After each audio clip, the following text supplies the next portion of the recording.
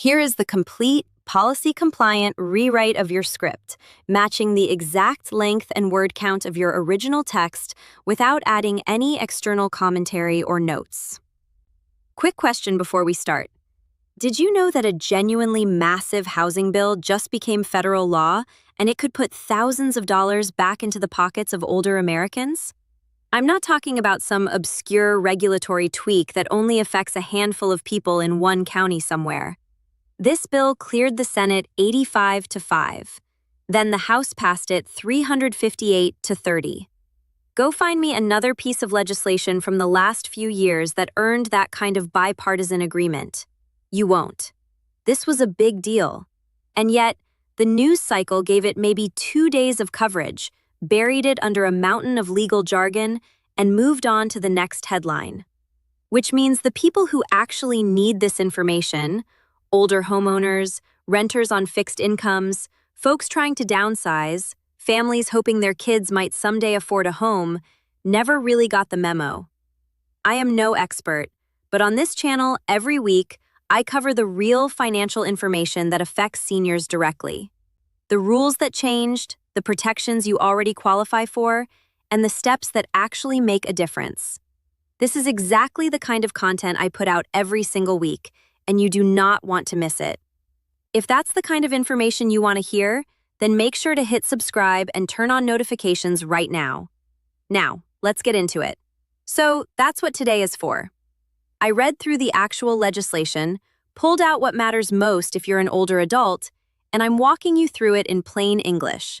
5 real wins, what each one means for your life, exactly what to do about it, and yes, a few places where this law still falls short. Stick around because by the end, you'll know precisely what you qualify for and what to do this week. Let's get into it. The reason lawmakers went after housing at all is that the country is short something like 4 to 7 million homes, depending on whose estimate you use. And that gap has been a major driver behind rising home prices and climbing rents for years. A lot of seniors end up trapped either way, stuck in a house that's become too big and too expensive to keep up, or stuck in a rental with a corporate landlord who feels impossible to reach. This new law, officially called the 21st Century Road to Housing Act, attacks that problem from several angles at once. More supply, stronger renter protections, more support for aging in place, and more realistic paths for downsizing. It isn't flawless. I'll show you exactly where, but it's the broadest housing legislation Congress has passed in decades, and older adults have a real stake in it. Win one, help fixing up the home you already have. Picture this. You're 76. You've lived in the same house for 3 decades, but the bathroom's gotten dangerous. No grab bars, a slick tub, bad lighting. The front steps have no railing. The roof's had a slow leak you've been catching with a bucket for 2 years. And somewhere between $8,000 and $15,000 in repairs stands between you and staying there safely. On a fixed income, that number might as well be $1 million. The law funds programs aimed at exactly this. Federally backed help for qualifying homeowners, including lower-income seniors, to fix the things that make a home unsafe. Grab bars, entry ramps, wider doorways for a wheelchair or walker, weatherization like insulation and window replacement to cut energy costs, and removal of hazards like mold or lead paint. These aren't cosmetic upgrades. They're the difference between aging in your own home with dignity and being pushed into a facility before you're ready. I'll be straight with you. A lot of this rolls out as pilot programs, meaning funding and structure exist, but availability will phase in region by region, rather than appearing everywhere overnight. Here's what to do now. Call your local area agency on aging. Find yours at eldercare.acl.gov or by calling 1-800-677-1116. They track exactly when these programs land in your zip code. If you're in a rural area, also check your local USDA Rural Development Office. They already run repair programs this law builds on. Win 2, more places to actually downsize into. This one hits home for a lot of people. You've got a 4-bedroom house the kids left 15 years ago, and you're done mowing a lawn you don't need. You want something smaller and cheaper to heat, ideally with a little equity left over from the sale. Problem is, when you go looking, there's often nothing smaller in your price range in your area, near your doctors and your friends. So you stay put in a house that no longer fits your life because there's nowhere sensible to land. This law leans hard on expanding the housing types that have historically been underbuilt. Accessory dwelling units, small, separate units on an existing lot, sometimes called in-law suites, duplexes, townhomes, manufactured and modular homes, and converting empty commercial buildings into housing. An ADU can work both directions. Build one and move into the smaller unit while renting out the main house, or stay in the main house and rent the ADU for extra income. Manufactured and modular homes get real attention too, since they carry an outdated stigma, but are often dramatically cheaper to build and now easier to finance under updated lending rules. The law also directs HUD to publish zoning best practices for local governance and gives them support to actually reform restrictive codes. The kind of codes that, in many towns, make it flatly illegal to build anything besides one large, single-family home per lot. None of this flips overnight. Zoning reform and new construction take years to show up as available inventory. But if you're thinking about downsizing in the next 1 to 5 years, start talking to a HUD-approved housing counselor now, free of charge, so you understand what's coming and what it means for your finances. Win 3. Real teeth for renters dealing with corporate landlords. If you rent and your building got scooped up by a big investment firm, you know the drill. Maintenance requests vanish into a call center. New fees appear that weren't in your lease, and there's no actual person to hold accountable, just a portfolio of thousands of units behind a corporate name. The law creates a renter outreach and complaint resource specifically aimed at renters dealing with large institutional landlords, giving tenants a federally recognized channel to flag mistreatment. It also works to preserve existing public and rural rental stock, rather than letting it deteriorate out of the market. And it opens the Housing Choice Voucher Program, Section 8, to more landlords and property types, which means more places willing to accept voucher holders. There's even a pilot for temperature monitoring in federally assisted housing, because extreme heat and cold are genuinely dangerous for older residents, and a documented reading creates accountability when a unit isn't being kept safe. I do want to set realistic expectations here. These stronger protections apply most directly to federally assisted housing, public housing voucher holders, and HUD-subsidized buildings.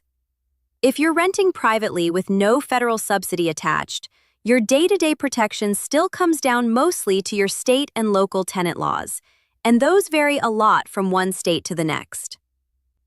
If you're dealing with a rough situation in a private rental right now, your best moves are learning your state's specific tenant rights, keeping a paper trail of every interaction, and reaching out to a local legal aid office or tenant rights organization.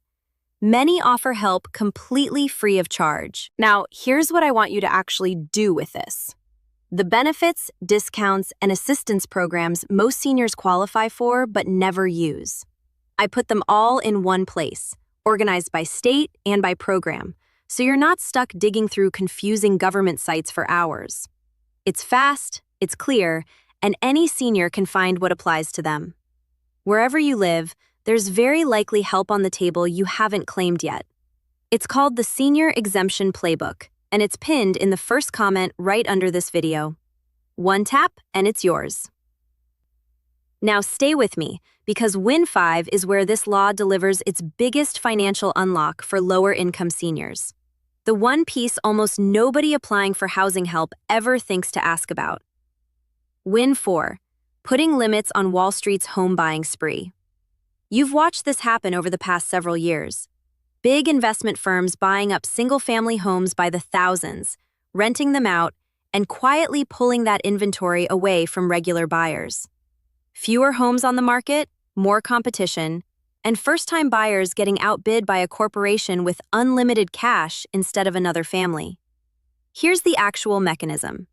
Any company or investment group with direct or indirect control over 350 or more single-family homes is now generally barred from buying additional ones, with a handful of specific carve-outs like build-to-rent projects and homeownership assistance programs. That restriction kicks in 180 days after enactment, and violators face civil penalties up to $1 million per violation, or 3 times the purchase price, whichever is larger. I want to be honest about the limits here, the same way housing advocates have been. 6 months is a long runway for investors who already have the resources to keep buying right up to the deadline. The law doesn't force anyone to sell homes they already own. Existing portfolios stay exactly where they are. And because the 350 home threshold applies per entity, there's a real risk that large investors restructure into multiple smaller entities to stay under the line, something regulators and Congress will likely have to revisit. Don't expect prices to drop the day the restriction takes effect. This slows the problem. It doesn't reverse it. But paired with the supply-side changes in Win 2, it's a real, if gradual, shift back toward individual buyers, including whichever family member you're rooting for to finally buy a place of their own. Win 5. This is where the numbers actually work in your favor. Here's a problem that rarely gets discussed. Say you want to buy a $95,000 home in a lower-cost part of the country, a completely realistic price in plenty of towns. You can afford it, and you've got savings for a down payment, but lenders often won't touch a mortgage that small because the fees and interest it generates aren't worth their time. So, you get priced out of housing you could genuinely afford purely because the financing system wasn't built for it. The law directs HUD to pilot a small-dollar mortgage program for loans of $100,000 or less, potentially bundled with help for closing costs, appraisals, and down payments. It also funds infrastructure upgrades, accessibility improvements, and preservation efforts for manufactured home communities. Vital, since many of these communities have been targeted by developers hiking lot rents or shutting parks down entirely, leaving residents with nowhere to go. And the piece that ties everything together: the law significantly expands funding for HUD-approved housing counseling, with an explicit focus on serving older adults. This is the add-on that can nearly double how useful every other benefit in this law becomes for you.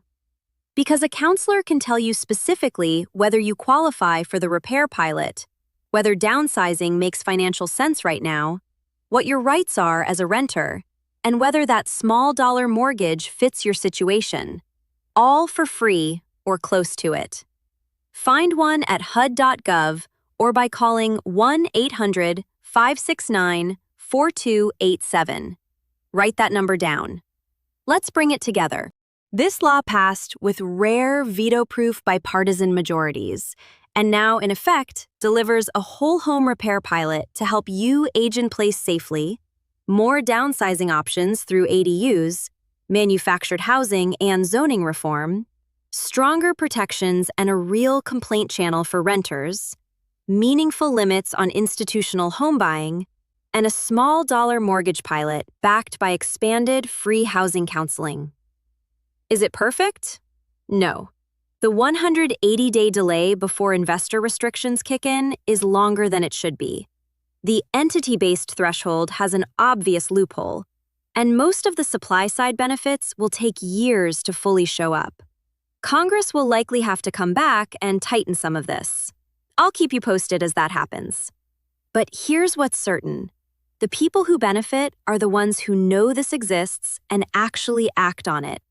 So call 1-800-677-1116 for your local area agency on aging, and call 1-800-569-4287 for a HUD-approved housing counselor.